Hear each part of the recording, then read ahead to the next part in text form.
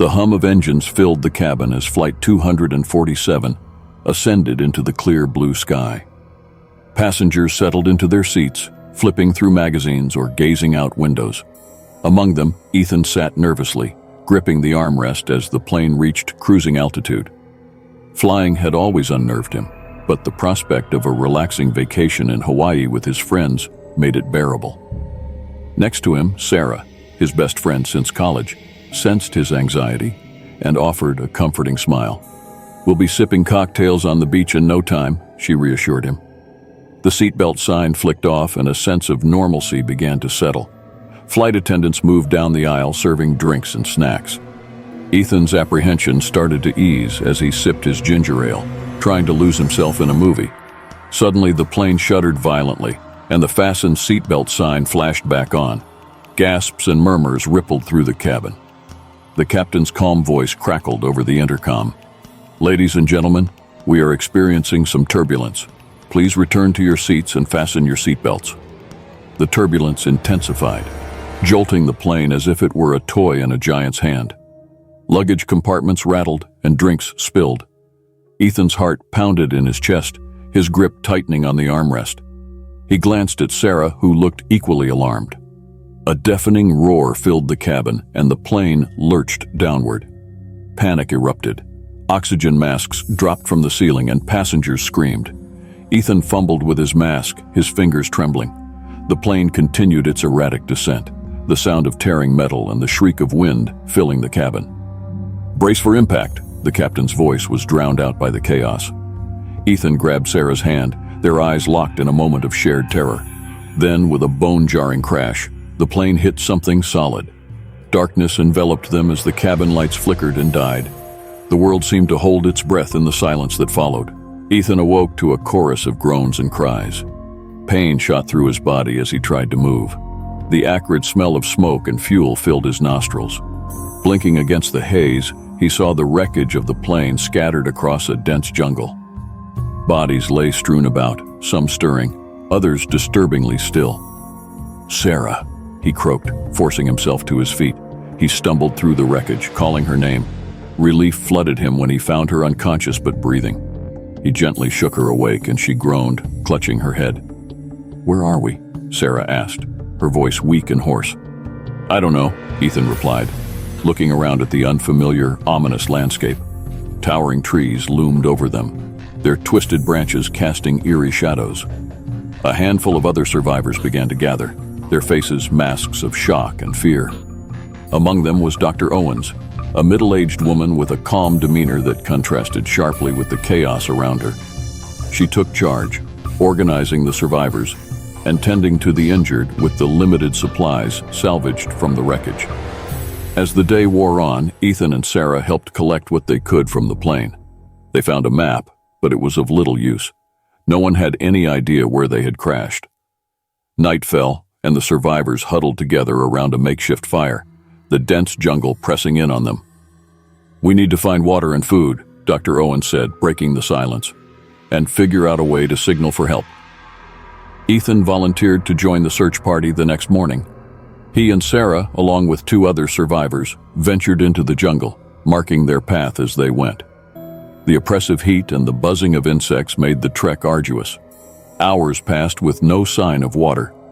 The jungle seemed to grow darker and more menacing. Ethan couldn't shake the feeling of being watched. They stumbled upon a clearing and froze. In the center stood a towering stone idol, its features grotesque and sinister. The air around it felt thick with malevolence. "This place gives me the creeps," one of the survivors muttered. Ethan nodded in agreement. "Let's keep moving." They pressed on, but unease hung over them like a shroud. The jungle grew denser, the path harder to navigate. Just as they were about to turn back, they heard the faint sound of running water. Relief washed over them as they followed the sound to a small stream. Filling their bottles, they noticed something strange. The water was unnaturally cold, almost icy to the touch, despite the heat. They drank cautiously, desperate to quench their thirst. As they made their way back to the camp, the sense of foreboding deepened. The jungle seemed to close in around them, the trees whispering secrets in the wind. When they finally returned to the camp, The other survivors greeted them with a mix of relief and anxiety. Night fell quickly, and the survivors gathered around the fire once more. The island's oppressive atmosphere weighed heavily on them, and an unspoken fear settled in. As the fire crackled, Ethan couldn't shake the feeling that their ordeal was far from over. The jungle seemed to come alive at night. Strange sounds echoed through the darkness, unearthly cries and rustling that set everyone on edge. The survivors took turns keeping watch, but sleep was elusive. Ethan's turn came in the early hours. He sat by the dying fire, its flickering light casting eerie shadows. Sarah slept fitfully beside him, murmuring in her sleep. The jungle's nocturnal chorus grew louder, and Ethan strained to see beyond the fire's glow. A sudden rustle made him tense. He stared into the darkness, heart pounding. For a moment he thought he saw a pair of glowing eyes staring back at him. He blinked, and they were gone. Shaking his head, he tried to convince himself it was just his imagination. But the uneasy feeling persisted. He stood up, trying to get a better look. The firelight revealed nothing but dense foliage. As he turned to sit back down, a blood-curdling scream pierced the night. Sarah jolted awake, and the camp erupted in panic. "It came from over there," one of the survivors shouted, pointing toward the jungle. Ethan grabbed a makeshift torch and led the group toward the source of the scream. They stumbled through the underbrush, their fear growing with each step. The scream came again, cutting off abruptly. They found one of the survivors, a young man named Chris, lying on the ground, his eyes wide with terror and his body horribly mutilated. "Oh my God," Sarah whispered, her voice trembling. Dr. Owens knelt beside Chris, checking for any signs of life. She shook her head, her face pale. "He's gone," she said quietly. Panic spread through the group. Ethan scanned the surrounding darkness, trying to spot any movement but saw nothing. "We need to get back to camp," he said, his voice shaking. "Now!" They retraced their steps, the jungle seeming more hostile with every passing second. When they reached the camp, the survivors huddled together, their faces reflecting their growing terror. "What could have done that?" one of the survivors asked, voice trembling. Dr. Owens tried to maintain her composure. "We don't know, but we need to stay together and keep the fire burning." The group huddled closer to the fire, its warmth providing little comfort. As the night wore on, exhaustion claimed them one by one. Ethan's eyelids grew heavy, but he forced himself to stay awake, his mind replaying the nightmarish scene they had found. Just before dawn, a chilling howl echoed through the jungle. Ethan jumped to his feet, clutching a makeshift spear. The survivors stirred, eyes wide with fear. The howl came again, closer this time. Ethan's grip tightened on his spear, his heart pounding in his chest. Suddenly, a figure burst through the foliage. It was another survivor, a woman named Karen. She was covered in scratches and panting heavily. "It's coming!" she screamed, collapsing near the fire. Before anyone could react, a dark shape lunged from the jungle, slamming into Karen and dragging her into the darkness. Her screams echoed through the camp, then abruptly stopped. The survivors froze, paralyzed by fear. Ethan's mind raced. "We have to get out of here," he said, voice shaking. "We can't stay here and wait to be picked off one by one." "But where can we go?" Sarah asked, her eyes wide with terror. Dr. Owens spoke up, her voice steady despite the fear in her eyes. "We need to find higher ground. Maybe we can get a better view of the island and figure out where we are." The survivors quickly packed what little supplies they had and set off as the first light of dawn broke through the jungle canopy. They moved quickly, every rustle of leaves and snap of branches setting their nerves on edge. After hours of trekking, they reached a rocky outcrop that offered a view of the island. From their vantage point, they could see the expanse of the jungle and the coastline in the distance. But what caught their attention was a large, crumbling structure, half hidden by the trees. "That looks like an old temple or something," Sarah said, shading her eyes against the sun. "Maybe there's something there that can help us," Ethan suggested. "Or at least it might be safer than the jungle." With a newfound sense of purpose, the group made their way towards the ancient structure. As they approached, they realized it was much larger than they had first thought, with weathered stone walls covered in vines and strange carvings. They entered cautiously, the air inside cool and musty. The interior was a maze of corridors and chambers, illuminated by shafts of sunlight filtering through cracks in the ceiling. As they explored, they found signs that others had been there before them. Old campfires, discarded belongings, and cryptic symbols etched into the stone. In the deepest part of the temple, they discovered a large chamber dominated by a massive stone altar. The walls were covered in frescoes depicting terrifying creatures and dark rituals. A sense of dread settled over the group as they realized they might have stumbled into something far worse than they had imagined. "We need to get out of here," Sarah said, her voice echoing in the chamber. But as they turned to leave, the ground trembled, and the entrance to the chamber sealed shut with a grinding sound of stone against stone. Trapped, the survivors huddled together, the oppressive atmosphere of the temple weighing heavily on them. A low, guttural growl echoed through the chamber. The survivors turned to see shadowy figures emerging from the darkness, their eyes glowing with malevolent intent. The creatures were unlike anything they had ever seen, twisted and monstrous. Ethan raised his spear, ready to defend his friends. "We have to fight," he said, his voice firm despite the fear gripping him. The creatures lunged, and the chamber erupted into chaos. Ethan fought with all his might, his desperation fueling his strength. But the creatures were relentless, their numbers overwhelming. As Ethan's strength waned, he saw Sarah and the others being dragged away, their screams echoing in the dark chamber. A sharp pain shot through him as claws tore into his flesh, and darkness claimed him. Ethan awoke to silence. The chamber was empty, the creatures gone. He struggled to his feet, his body battered and bruised. The altar stood in the center, a chilling reminder of the horror they had faced. Staggering to the sealed entrance, Ethan pushed with all his remaining strength. Slowly the stone door creaked open, revealing the jungle bathed in the pale light of dawn. Ethan stepped outside, alone. The island of death had claimed its victims, leaving him as the sole survivor. As he gazed at the jungle, a sense of dread filled him. The island was alive with malevolence, and he knew he had to find a way to escape its grasp before it claimed him too. With renewed determination, Ethan set off into the jungle, his mind focused on survival. He had faced the horrors of the island and lived, but he knew the true battle was just beginning.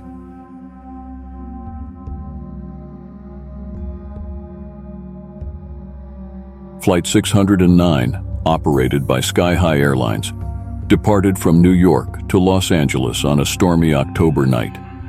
The plane, a sleek Boeing 737, ascended into the turbulent skies with 180 passengers aboard.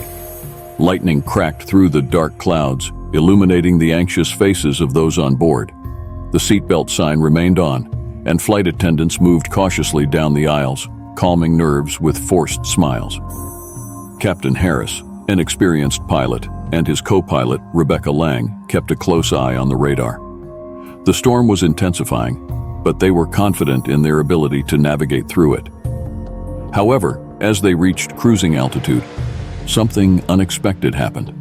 The plane's instruments flickered, and the radio went dead. "What's happening?" Rebecca asked, her voice edged with panic. "Electrical malfunction, maybe," Harris replied, though he didn't believe it.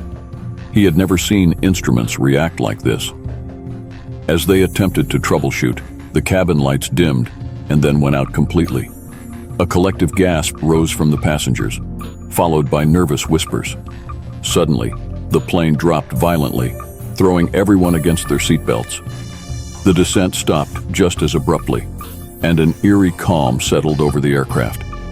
The storm outside seemed to have disappeared, replaced by an unnatural, silent darkness.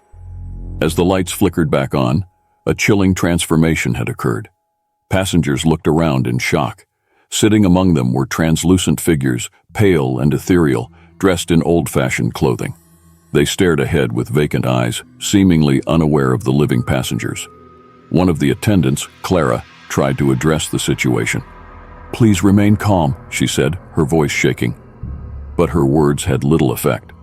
Panic spread like wildfire as people screamed and tried to move away from the ghostly figures, only to find themselves unable to unbuckle their seatbelts. In the cockpit, Harris and Rebecca were frantically attempting to regain control of the plane. The instruments showed they were still in the air, but the outside view was pitch black. No stars, no city lights, nothing. "What the hell is going on?" Harris shouted, slamming his fist against the controls. Suddenly, a ghostly figure appeared in the cockpit. It was a man in a vintage pilot's uniform, his eyes hollow and lifeless. He raised a translucent hand and pointed forward. Harris and Rebecca turned to look through the windshield. In the distance, a massive spectral airplane appeared, heading straight for them. The ghost plane drew closer, its eerie glow illuminating the cockpit. The ghost pilot vanished as quickly as he had appeared, leaving Harris and Rebecca to face the approaching aircraft. "Brace for impact," Harris yelled, gripping the controls with white-knuckled hands. But the ghost plane passed through them harmlessly, leaving a bone-chilling cold in its wake. As it disappeared into the void, the instruments of Flight 609 began to work again. Harris's relief was short-lived. A quick check revealed they were no longer on their original course. The coordinates were unfamiliar, and no communication signals were available. The realization dawned that they were not in the same realm anymore. In the cabin, the passengers and crew were dealing with their own horrors. The ghosts had become more active, moving among the living, whispering in an unintelligible language. One woman, Mrs. Hartley, who had been traveling to visit her grandchildren, found herself face to face with a ghostly child. The child's eyes were filled with sorrow, and as it reached out to touch Mrs. Hartley, a rush of memories flooded her mind. Images of a tragic plane crash from decades ago. Clara, the flight attendant, moved cautiously towards a group of passengers huddled together. "We have to stay calm and figure this out," she said, her voice more confident than she felt. As she spoke, an old man in a 1-2 uniform approached her. His eyes were vacant, and he handed her a folded piece of parchment. Clara unfolded it with trembling hands.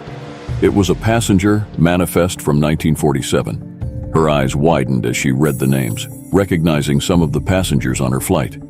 "They're the ghosts of Flight 1947, she whispered. "The flight that disappeared over the Bermuda Triangle." The realization hit the passengers hard. They were trapped in a ghostly limbo with the souls of a lost flight. Panic turned to despair as the living and the dead stared at each other, sharing the same confined space in eerie silence. Back in the cockpit, Harris and Rebecca struggled to find a way back to their world. The radio crackled to life with a voice that sounded both distant and familiar. "Follow the beacon," it said. Harris looked at the radar, where a faint blip had appeared. "It's our only chance," Rebecca said, nodding at Harris. They steered the plane towards the beacon, the ghostly figures fading into the background as the blip grew stronger. The plane shuddered violently as they approached the beacon. The passengers clung to their seats, the ghosts now motionless. A blinding light enveloped the aircraft, and then, as suddenly as it had begun, it was over. Flight 609 emerged from the darkness into a clear, moonlit sky. The instruments showed they were back on their original route, approaching Los Angeles. The ghosts had vanished, leaving behind an overwhelming sense of relief and confusion. As they landed, the passengers disembarked in stunned silence. Authorities were waiting, having lost contact with the plane hours ago. No one could explain what had happened. The passengers and crew were sworn to secrecy, but the story of Flight 609 and its ghostly journey would haunt them forever. And in the Bermuda Triangle, the spectral plane of Flight 1947 continued its endless journey, waiting for the next encounter with the living.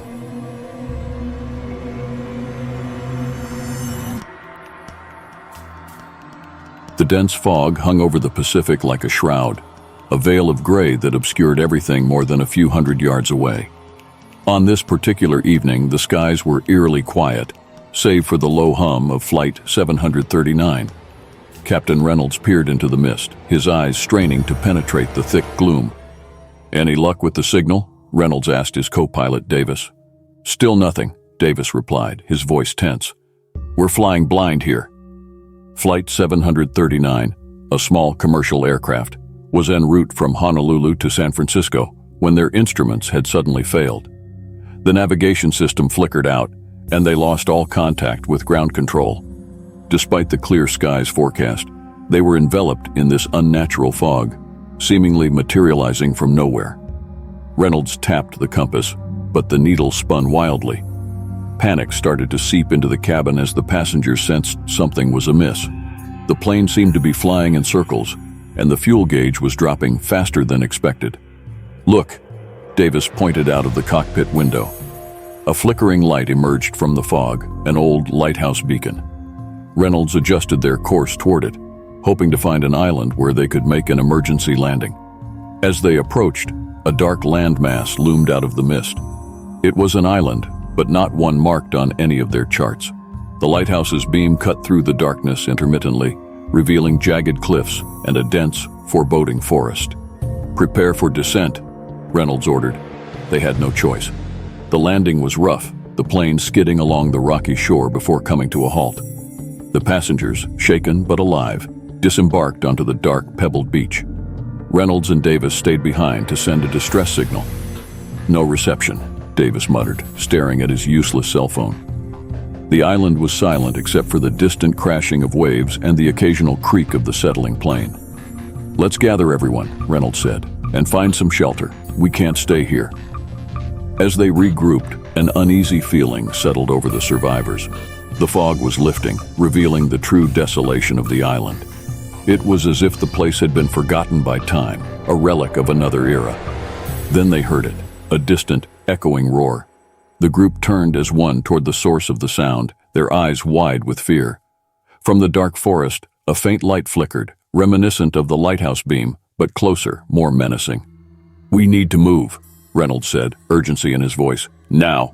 The survivors huddled together, moving cautiously toward the only structure in sight, the lighthouse. Its dilapidated state was apparent even from a distance, but it offered the only promise of shelter. As they approached, the flickering light from the forest grew brighter, casting long, eerie shadows.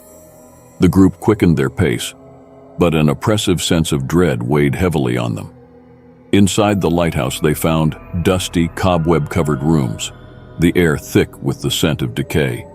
Captain Reynolds led them to what appeared to be a living area, where old, tattered furniture lay scattered. They collapsed into chairs and onto the floor, grateful for a moment of respite. "What was that noise?" one of the passengers, a young woman named Emily, asked. Her voice trembled. "I don't know," Reynolds replied, glancing at Davis. "But we need to stay together and stay alert." Hours passed, the survivors keeping a silent vigil as the night wore on. The lighthouse's occasional creaks and groans were their only company. Just as they began to believe they might survive the night unscathed, the roar came again, louder, closer. The ground shook as something massive moved outside. Reynolds grabbed a flashlight and signaled for Davis to follow him. They crept to a window, peering out into the gloom. There, illuminated by the moonlight breaking through the fog, was an enormous, shadowy figure. It moved with a slow, deliberate grace, its eyes glowing with a malevolent light. As it drew nearer, its form became clearer, a grotesque amalgamation of human and beast, spectral yet terrifyingly real. "Back away from the window," Reynolds whispered, his voice barely audible. "We need to stay hidden." Suddenly, a deafening crash resonated through the lighthouse as the front door burst open. The creature had found them. Screams erupted as the passengers scrambled for safety, but there was nowhere to go. The monstrous figure loomed in the doorway, its eyes locking onto them with a predatory hunger. Reynolds pushed Emily behind him, raising a makeshift weapon, a rusted iron bar, though he knew it was futile. In a blur of motion, the creature lunged, its form phasing in and out of solidity. It was upon them in an instant, a vortex of shadow and terror. The survivors' screams echoed through the lighthouse, a haunting chorus that mingled with the creature's guttural roars. As Reynolds struck out, the iron bar passed through the entity, meeting no resistance. The creature's glowing eyes met his, and in that moment, a flood of dark, chaotic visions filled Reynolds' mind. The crash, the island, the lighthouse, all part of an endless, repeating nightmare. As consciousness faded, Reynolds realized the horrific truth. They were trapped, doomed to relive this nightmarish cycle for eternity. The ghost plane and the dark island were one. a purgatory where the line between life and death was forever blurred and escape was impossible.